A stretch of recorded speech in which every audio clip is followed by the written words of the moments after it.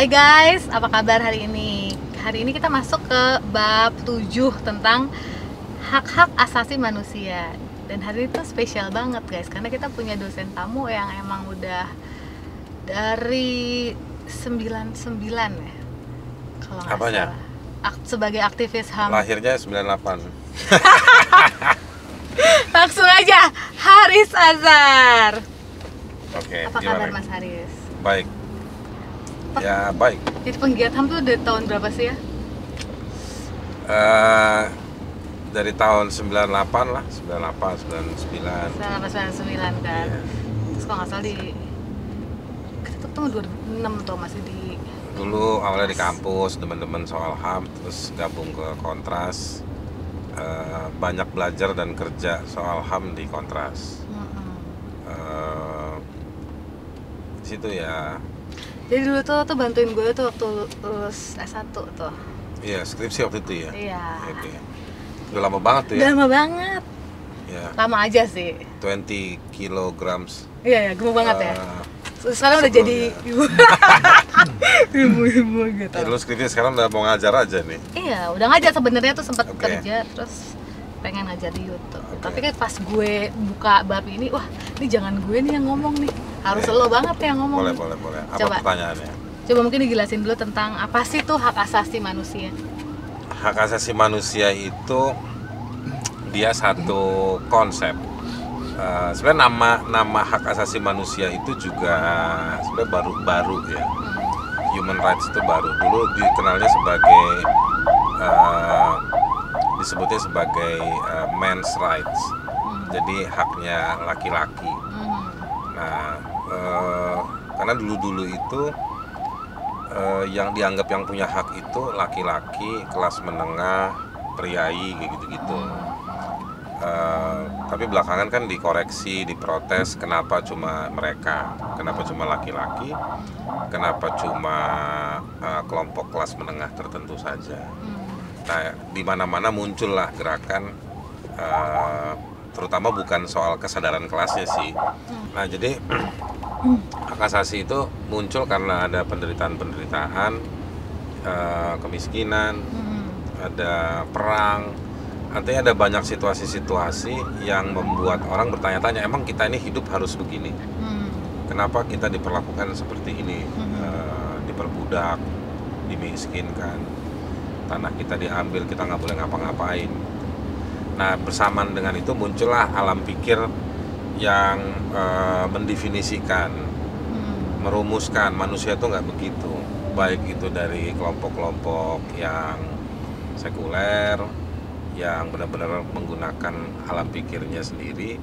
Ada juga dari kelompok-kelompok agama, misalnya Muhammad, Isa, Buddha. Mereka juga merumuskan kan, dengan sistem dogmanya dalam agama itu, pewahyuan, perenungan, mereka menemukan nilai manusia, dan orang yang menderita juga berteriak soal manusia. Nah, itu yang sebenarnya cara berpikir seperti ini dalam sejarahnya, bukan cuma cara berpikir, tapi konstruksi seperti ini yang kemudian melahirkan sejumlah perjanjian-perjanjian. Dulu kita dengar ada Hammurabi, ada apalagi tadi kamu bilang Magna Carta. Magna Carta ya. Kalau baca di bukunya Kalau di sini dia bahas almarhumah Meriam Meriam Budiarjo Budiarjo, dia menyebutkan Magna Carta, sebagai ada tonggak awal, Pak. deklarasi konstitusinya Prancis, Amerika, berangkat dari semua problem-problem tadi itu. Jadi sebenarnya mereka jadi penderitaan itu sebenarnya disebabkan oleh tiran. Ada eksploitasi, ada tiran, disebut juga ada despotism, ada tirani. Kira-kira mirip dengan otoritarian, karena anak-anak zaman sekarang taunya otoriter. Iya. Misalnya penguasa yang kasar, bengis, sewenang-wenang, maunya aja, nggak mikirin publik dan lain-lain. Nah, biasanya itu bisa nggak dulu, bahkan jadi gini, hak asasi itu sudah ada dan dibahas kalau diikutin sejarah HAM itu ke belakang, tanpa dulu sudah ada konsep negara. Konsep negara ini kan baru-baru belakangan aja kan. baru-baru 6-7 abad aja. Dulu manusia kan sudah ada sebelum ada konsep negara. Iya. Nah, manusia itu hidup dalam komunal. Tapi ini kalau si Brand Budiwajo kan dari Magna Carta, Kerajaan Pajajaran. Lu tadi dari Nabi loh. Iya, karena Itu berarti udah jauh sebelum. karena Brand Budiwajo oke dia, tapi dia kan ini pengantar ilmu politik kan. Iya, ini pengantar ilmu politik. Nah, dia memang nggak jauh-jauh masuk ke Filsafatnya lah ya. sana karena memang dia melihatnya pada konstruksi negara. Konstruksi negara. Tapi sebelum zaman negara itu ada, manusia kan masyarakat sudah ada. udah ada ya. Ada kerajaan. Dari zaman Nabi makanya. Iya. Tadi pas Ada komun-komun atau ada kabilah-kabilah, ada suku-suku, ada lagi selain suku-suku juga ada kerajaan-kerajaan, kesultanan. Nah, itu semua cara mereka hidup, dan di dalam sana ada struktur kekuasaan yang dimana kekuasaan itu sebetulnya diminta untuk melindungi yang lemah. Oke. Jadi begitu yang lemah tidak dilindungi, malah dipersekusi, dieksploitasi, mereka protes. Nah, begitu protes muncullah kesepakatan itu yang kemudian dianggap sebagai sebuah standar, sebagai pengakuan. Nah, pertanyaannya balik tadi, apa itu hak asasi? Hak asasi manusia itu, jadi dia adalah rumusan simbol, kata-kata yang memiliki arti tentang bagaimana manusia itu punya dignity, kehormatan. Dignity, ya. Jadi intinya hak asasi manusia itu ingin mau bilang bahwa, hey, lu jangan begitu dong sama orang, karena setiap orang itu setiap manusia itu ada dignity. Mau dia menurut lu jelek, miskin, bau, dia punya dignity, dan lu nggak ada satu tiket apapun yang bisa menjustifikasi lu untuk tidak memberikan dignity atau memberikan rasa hormat kepada setiap orang. Nah, jadi yang dimaksud dignity apa? Apakah topi kerajaan? Bukan. Dignity itu segala kelengkapan untuk seseorang hidup. Gitu. Nah, kalau di sini kan si Brand Budiwajo nih bilang ya, akhirnya kita kalau zaman sekarang kita pembela HAM-nya tuh PBB lah, dengan dia bikin hak untuk hidup. Lo setuju nggak? Kita punya deklarasi pembela HAM. Apa itu deklarasi pembela HAM? Deklarasi pembela HAM itu mau bilang, yang disebut sebagai pembela HAM adalah setiap orang atau kelompok, ya, resmi maupun tidak resmi, yang melakukan pembelaan terhadap nilai-nilai hak asasi manusia atau nilai-nilai martabat manusia tadi itu, ya. Jadi dia bisa siapapun. Nah, biasanya kalau secara profesi itu biasanya dokter, nakes, karena dengan zaman COVID nih. Tapi ada pertanyaan, polisi bisa nggak? Ya, polisi itu sebetulnya tugasnya adalah membela HAM. Cuman kan yang kita suka protes sama orang-orang itu, orang-orang suka protes, polisi itu tidak menggunakan kewenangannya dengan baik. Gitu. Justru dia menyakiti orang. Jadi dia justru menjadi pelanggar HAM. Tapi pelanggar HAM itu bisa juga di level anggota DPR. Dia tugasnya bikin undang-undang. Undang-undang kan kalau menurut konstitusi dia turunan dari konstitusi. Konstitusi itu kan isinya HAM. Konstitusi isinya HAM. Atau secara konsep harusnya dia ngomong HAM. Gitu, karena dia kesepakatan dari itu. Nggak boleh konstitusi nggak ngomong HAM. Nah, diturunkan dalam undang-undang, lalu undang-undangnya justru atau aturan-aturan di bawahnya makin melenceng dari konstitusi. Nah, berarti orang-orang yang bikin peraturan-peraturan tersebut dia melakukan pelanggaran HAM. Itu makanya ada Mahkamah Konstitusi. Kan di Mahkamah Konstitusi diujinya pakai pasal-pasal HAM. Iya kan? Tapi kita bisa dong, kalau kita tetap nggak puas dengan keputusan Mahkamah Konstitusi, kita ada Mahkamah Internasional nggak? Kita bisa ke PBB? Enggak. Apa itu sesulit? Kalau itu pelanggaran prinsip-prinsip dalam legislasi. Jadi gini, di Indonesia itu ada pelanggaran HAM, yang dikenal orang itu pelanggaran HAM dan pelanggaran HAM berat. Tapi sebetulnya secara konsep ketatanegaraan dan konsep legislasi, Mahkamah Konstitusi itu membuat saya berpikir bahwa itu sebetulnya pengadilan HAM juga untuk memeriksa legislasi, terutama undang-undang atau judicial review yang di Mahkamah Agung yang di bawah undang-undang. Itu adalah mekanisme penyelesaian pelanggaran HAM juga. Tertinggi. Bukan tertinggi, mekanisme penyelesaian pelanggaran HAM yang produk legislasi atau peraturan perundang-undangan. Kalau yang pelanggaran HAM yang dibawa ke Komnas HAM itu produknya tindakan, peristiwa. Orang dipukul, hak atas kesehatannya tidak diberikan. Nah, itu peristiwa-peristiwa. Nah, itu mekanismenya di Komnas HAM. Tapi kalau pelanggaran HAM di mana pelanggaran HAM yang terkandung dalam undang-undang, nah itu mekanismenya ke Mahkamah Konstitusi. Kira-kira begitu. Tapi Komnas HAM itu akan membawa permasalahan itu ke... Kalau Komnas HAM begini, kamu ada peristiwa ngelihat, kamu bawa lapor ke Komnas HAM, sama Komnas HAM diperiksa. Kalau misalnya dia pelanggaran HAM saja, nggak pakai embel-embel berat, maka hasil akhirnya paling jauh adalah dia membuat rekomendasi dan mengembalikan si pelaku pelanggar HAM itu, atau menyebut si pelaku pelanggar HAM itu direkomendasikan ke institusinya untuk dilakukan penghukuman. Atau jika dalam peristiwa pelanggaran HAM itu ada kandungan peristiwa pidana, ada kandungan pidananya, pelanggaran pidananya, dia akan merekomendasikan kepada polisi untuk melakukan proses. Kalau misalnya ada kandungan dalam temuan pelanggaran HAM-nya ada kandungan soal misalnya pelanggaran administrasi, kebijakan administrasi, dia bisa minta kepada pelapor, silakan kamu gugat aja, misalnya bisa kayak begitu. Nah, tetapi kalau dalam pelanggaran HAM yang diperiksa itu ternyata ada kandungan pelanggaran HAM berat. Apa berat itu apa aja sih?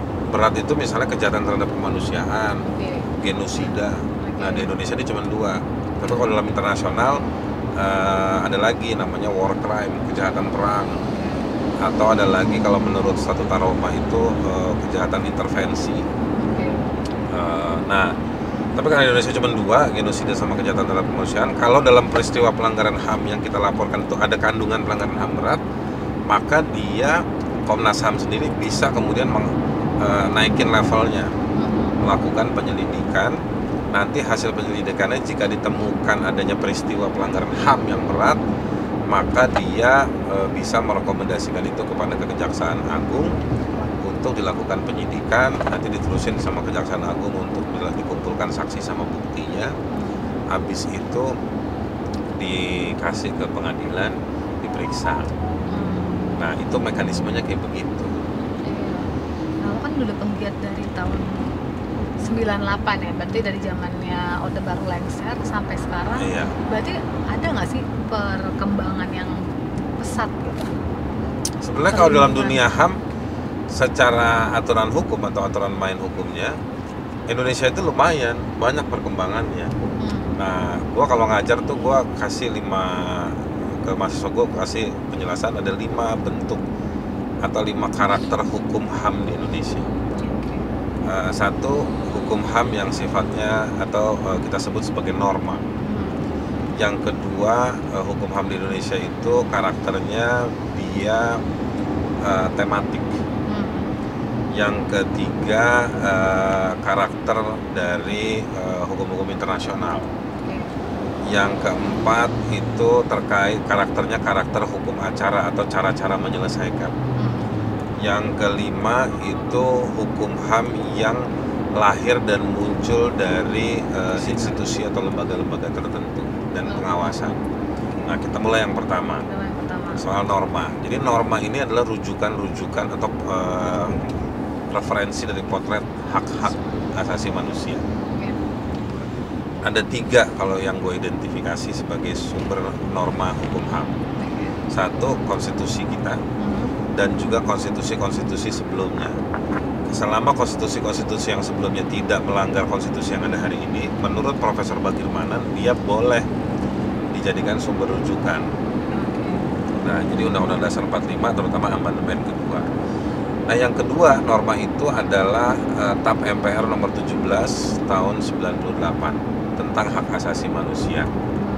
TAP MPR itu mengadopsi DUHAM, Deklarasi Umum Hak Asasi Manusia, ketika baru reformasi. Rejim yang baru ketika reformasi itu menyadari bahwa hak asasi itu penting dan mereka tidak punya rujukan yang komplit. Mereka mengambil DUHAM sebagai bagian dari Indonesia mengakui bahwa standar internasional itu penting, dan di TAP MPR itu juga merekomendasikan agar Komnas HAM diperkuat. Nah, kemudian setahun kemudian diperkuatlah Komnas HAM yang dulunya pakai Kepres yang dilahirkan oleh Soeharto, diperkuat lewat undang-undang dan diberikan sejumlah kewenangan untuk melakukan pemantauan, penelitian dan lain-lain. Itu lewat Undang-Undang 39, dan di dalamnya di Undang-Undang 39 disebutkan jenis-jenis hak yang lebih detail lagi dibandingkan dengan konstitusi. Jadi konstitusi, nah yang menarik dari tiga ini, kalau menurut hukum itu yang paling tinggi kan konstitusi. Nah, konstitusi kita ternyata mengadopsi HAM secara lebih lengkap. Ada 10 pasal itu baru di tahun 2000. Padahal harusnya konstitusi kan rujukannya undang-undang. Tapi Undang-Undang 39 munculnya tahun 99. Jadi Undang-Undang 39 itu ngerujuknya hanya ke TAP MPR. TAP MPR tahun 98. TAP MPR kan di bawah konstitusi. 98 diikuti dengan Undang-Undang tahun 99. Tahun 2000 baru konstitusi diperbaiki. Karena ada kejadian luar biasa. Tapi kan merubah konstitusi kan nggak bisa cepat seperti membuat TAP MPR. Makanya TAP MPR dibuat lebih dahulu. Itu latar belakang politiknya kenapa sampai TAP MPR muncul lebih dahulu dibandingkan dengan amandemen. Tiga ini adalah sumber untuk melihat rujukan tadi itu. Nah, itu satu. Yang kedua, karakter HAM itu, hukum HAM di Indonesia itu lewat tematik. Tematik ini sebetulnya melihat pada teori legislasi. Teori legislasi kan bilangnya begini, konstitusi itu sumber, dan konstitusi isinya hak asasi manusia, hak-hak warga. Dia diturunkan lewat aturan-aturan perundang-undangan. Maka aturan perundang-undangan itu diasumsikan atau kita harus mengklaim sebagai turunan pengakuan HAM. Makanya ada tematik hak atas kesehatan di konstitusi, ada undang-undang kesehatan, ada undang-undang pendidikan, undang-undang perumahan rakyat, ada lagi misalnya macam-macam lah. Ada 66.000 peraturan perundang-undangan di Indonesia. Itu harusnya menjadi turunan-turunan perlindungan HAM di Indonesia. Sampai di situ, Dep, gue mau kasih tahu nih. Makanya harus bisa ngebedain namanya hak asasi manusia, hak konstitusional, sama namanya hak hukum. Hak asasi manusia, konstitusinya atau sumbernya manusia. Nggak ada hukum, nggak ada konstitusi, hak asasi masih ada nggak? Nggak bisa ya, nggak ada dasar. Ada, cuma lo nggak bisa ngapa-ngapain. Enggak, menurut gua hukum ini nggak mendadak berhenti hukum. Konstitusi diberhentikan, dicabut, negara ini bubar. Boleh nggak gue potong kuping lo? Nggak boleh, tapi lo dapat sanksi apa? Kalau lo mau potong kuping gue, tapi kan nggak ada. Nggak, itu sanksi soal pidana. Tetapi itu dia gradasinya, orang mesti paham.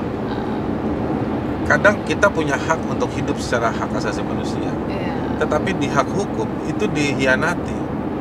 Kita kehilangan hak hukum kita untuk hidup karena negaranya otoriter misalnya, begitu. Atau ada rejim yang culas, maka konstitusinya dirubah, hak asasinya nggak lengkap. Nah, konsep ini hak asasi manusia, dia rumusannya dari jiwa, raga, pikiran, dan tubuh kita. Inilah konstitusi kita, medium hukum dari hak asasi itu ada di sini nih. Kalau lo punya.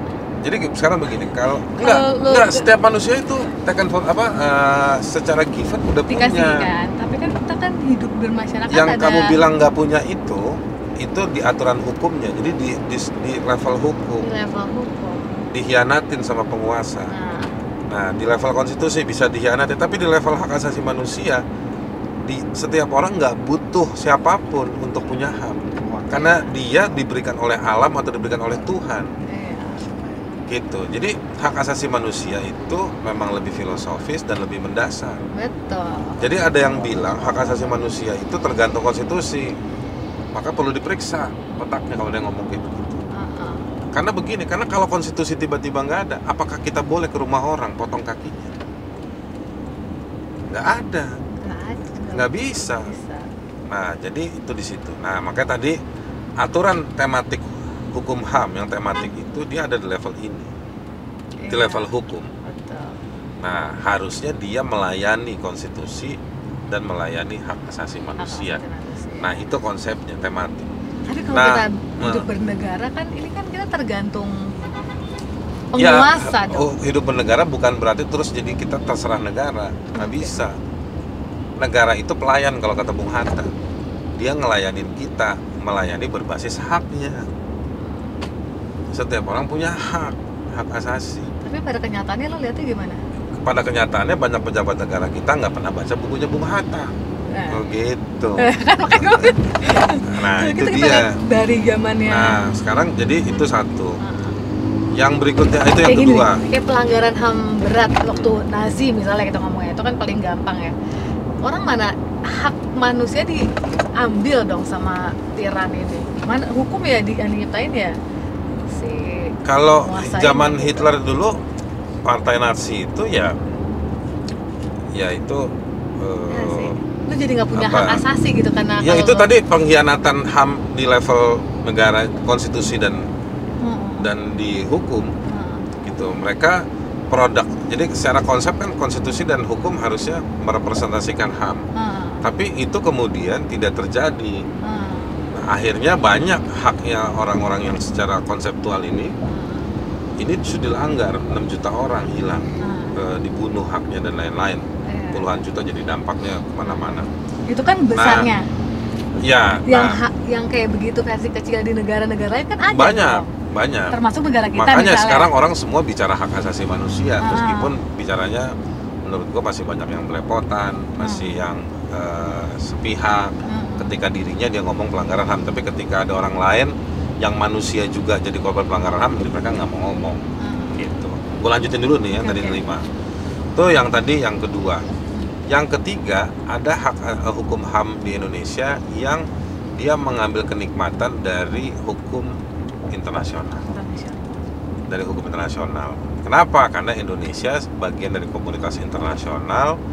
Indonesia ikut meratifikasi. Meratifikasi itu artinya perjanjian-perjanjian internasional itu Indonesia ikut tanda tangan, dan itu artinya Indonesia bawa tuh aturan itu ke dalam negaranya sebagai hukum yang berlaku di Indonesia.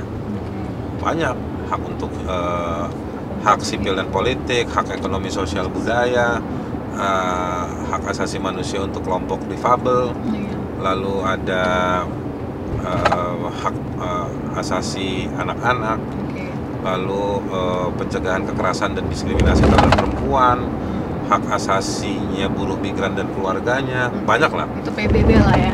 Produk-produknya PBB Indonesia udah ikut ratifikasi itu. Nah, yang keempat, hukum HAM di Indonesia itu karakternya punya karakter tentang bagaimana menyelesaikan masalah. Misalnya tadi yang lapor ke Komnas HAM untuk pelanggaran HAM, ada juga yang mekanisme lapor ke Komnas HAM untuk pelanggaran HAM yang berat.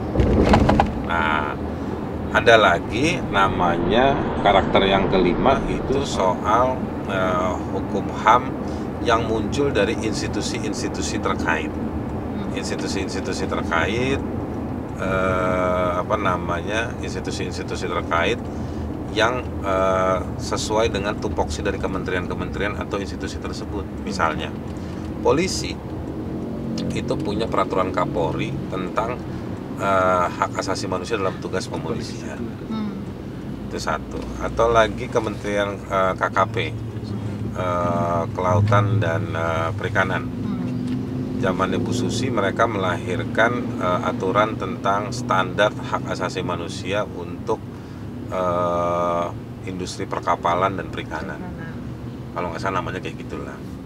Nah itu ada lahir dari kementerian-kementerian tertentu. TNI itu punya peraturan Panglima TNI tentang pelarangan praktek penyiksaan dalam operasi militer. Nah itu ada semua tuh.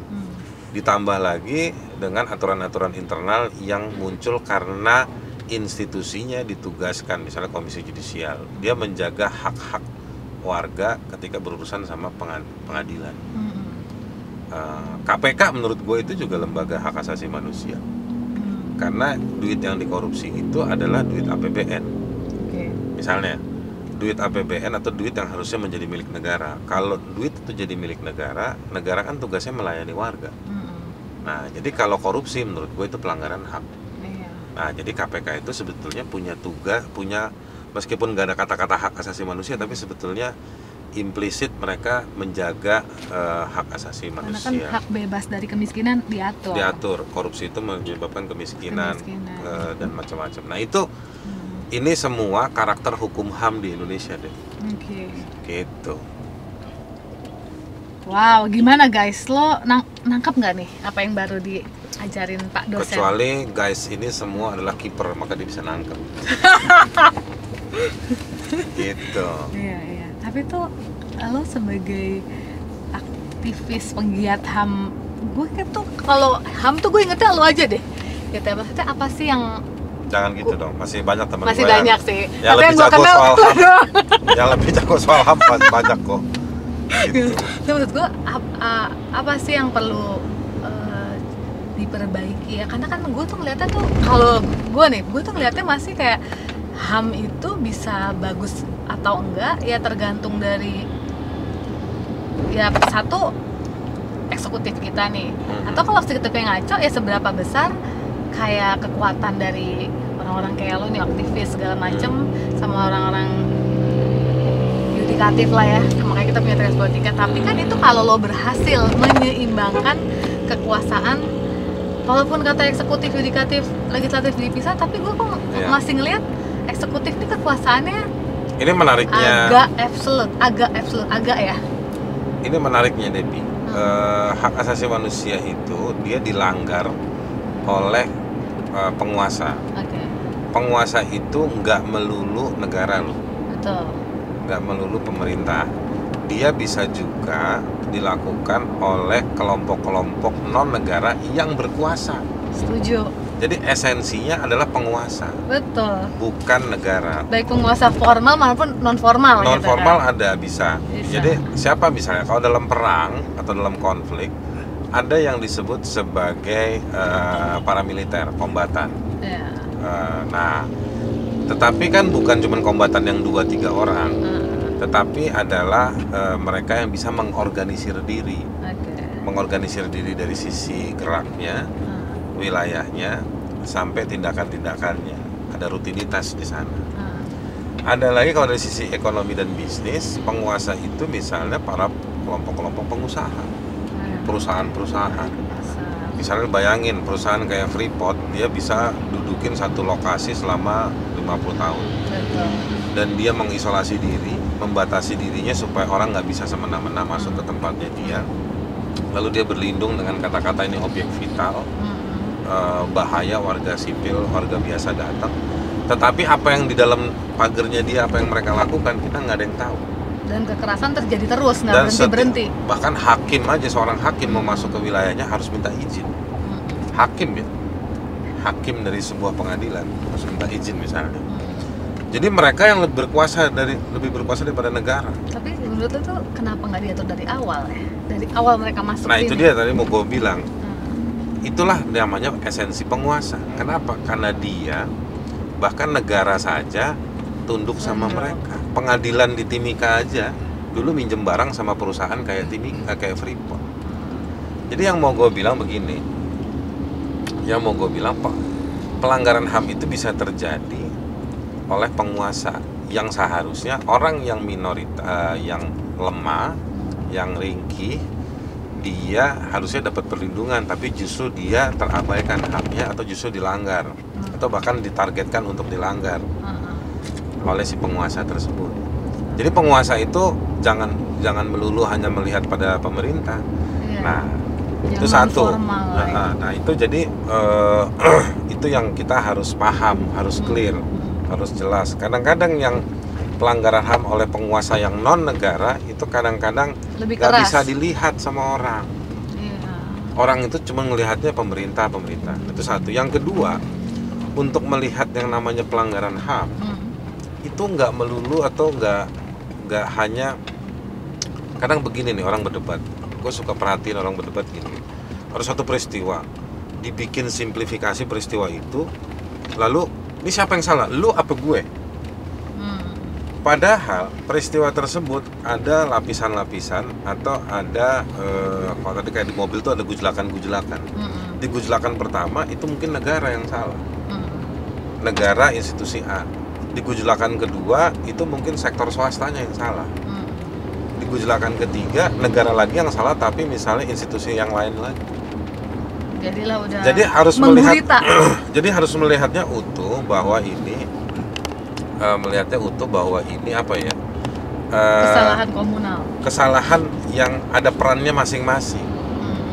Gitu. Bukan itu dia yang salah, enggak lu yang salah. Iya dia salah ketika di menit segini pada tindakan ini. Si ini salah ketika pada menit ini melakukan tindakan ini. Tapi pada saat Jadi pelanggaran HAM itu bukan kayak piala, lu apa gue nih. Kesannya cuma satu pialanya. Tapi misalnya itu ada suatu kekuatan yang udah menggurita ya, yang udah terjadi kesalahan bertahun-tahun dan dilakukan oleh komunal 1, 2, 3 yang bersama. House to stop.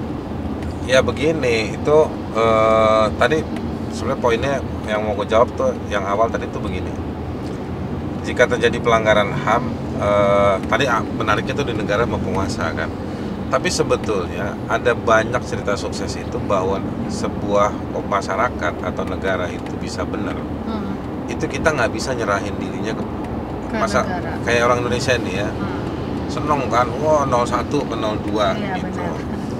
Serunya Kalau doang buat ya? gue begini, mau 01 mau 02 sama aja. Negara ini bisa baik kalau masyarakatnya punya pemahaman, punya partisipasi, punya keberanian dan kecerdasan. Kita balik ke Bukan sekedar mati-matian bela ini supaya kita nanti kalau dia yang mimpin jadi benar. Bukan itu.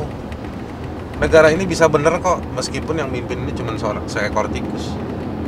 Asalkan masyarakatnya berpartisipasi, menjaga. Kalau ada yang salah dikritik, kalau ada yang rusak diperbaiki. Gitu. Nah, kita desak ke negara supaya mengerjakan itu. Stupid-stupidnya gue mau bilang begini, tikus pun juga akan memperbaiki negeri ini kalau kita maksa di tikus. Gitu. Tapi malaikat yang bersayap lapis 7, kalau kita cuek aja, ya dia bisa jadi semena-mena. Gitu. Jadi dia fungsi kontrol dari masyarakat. Itulah indahnya hak asasi manusia. Kalau gue makin hari gue belajar, makin jadi hobi. Hobi itu dalam arti kata makin edik gue belajar HAM itu, masih makin menikmati. Dan hak asasi manusia sampai sekarang itu masih didiskusikan.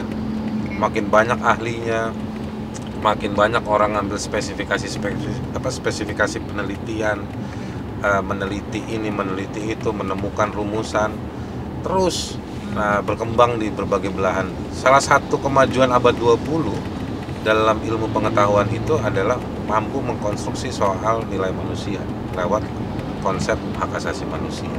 Gitu. Berarti sebenarnya kita tuh udah ke arah yang jauh lebih baik dong. Di Indonesia ini, secara aturan main kita udah punya banyak perkembangan. Jadi tinggal digunakan. Mekanisme-mekanisme itu ada, institusi-institusi itu ada. Jadi tinggal kita gunakan. Masyarakat yang lagi excited sama dunia politik, dunia sosial, dunia hukum, tinggal manfaatin itu. Gitu. Jadi yang mau dan tinggal cari kreativitas untuk kita berpartisipasi lebih keren lagi.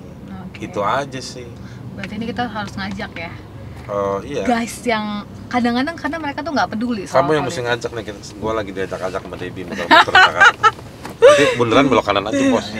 Oke, guys, jadi ada statement terakhir tentang Apa dah? HAM. Soal HAM, apa namanya ya? Gue suka, jadi gini, gue suka ditanya di sosmed, D, K gitu. Baca buku apa kalau mau ngerti soal HAM? Ya, gue susah juga ya kalau ditanya baca buku apa soal HAM. Karena gue kerja di bidang HAM. Oke. Guru gue itu korban-korban pelanggaran HAM. Dengerin mereka. Jadi kadang-kadang bukan baca tapi pakai kuping gitu. Jadi ya dengerin orang-orang yang teraniaya, perdalam fakta-faktanya, pelajari standar-standarnya. Ya kebetulan gue kuliah, bukan kebetulan, memang dulu sengaja kuliah hukum, diuntungkan karena banyak pelajaran soal HAM dalam konsep hukum. Tapi sebenarnya dalam konsep filsafat, ilmu sosial, psikologi itu juga jauh lebih kaya lagi soal hak asasi manusia atau soal kemanusiaan. Nah jadi ya bergelut aja sama itu. Kalau gue menggunakan HAM itu sebagai standar gue untuk, kadang standar gue untuk berteman, melihat orang, memeriksa apa semua dan lain-lain. Itu pakai konsep HAM tadi itu. Jadi ya makin lama makin seru, HAM dibahas dari berbagai angle. Jadi ini bukan kerjaan 1-2 malam dengan membaca buku A, buku B doang. Jadi hak asasi manusia itu lakukan hal yang baik untuk kehidupan bersama supaya lebih baik. Dan buka hati, buka pikiran, buka mata, buka kuping supaya mau lihat yang berbeda. Karena kalau cuma ngomong kemanusiaan buat kelompok lu doang, tanpa lu nggak mau peduli kelompok orang yang lain, yang lu termasuk orang yang lu nggak suka atau pihak yang lu nggak suka, ya lu nggak bakal bisa ngerti apa itu HAM. Lu cuma ngerti apa itu kelompok lu doang. Gue dibeliin kopi sama Debbie, jadi gue minum kopi. Iya, jadi gue tuh paling menarik kayak itu sih, kata lo tadi yang ya even tikus aja kalau lo punya push untuk doing good gitu dia akan. Ya, itu analogi ya. Jadi ya kayak kita nggak mungkin, undang-undang kita kan nggak bisa milih. Jangan sampai kita nggak peduli gitu. Betul. Intinya kan, karena kan anak muda sekarang tuh kurang aware gitu. Nah, mungkin untuk penutupnya kalau lo ada pertanyaan.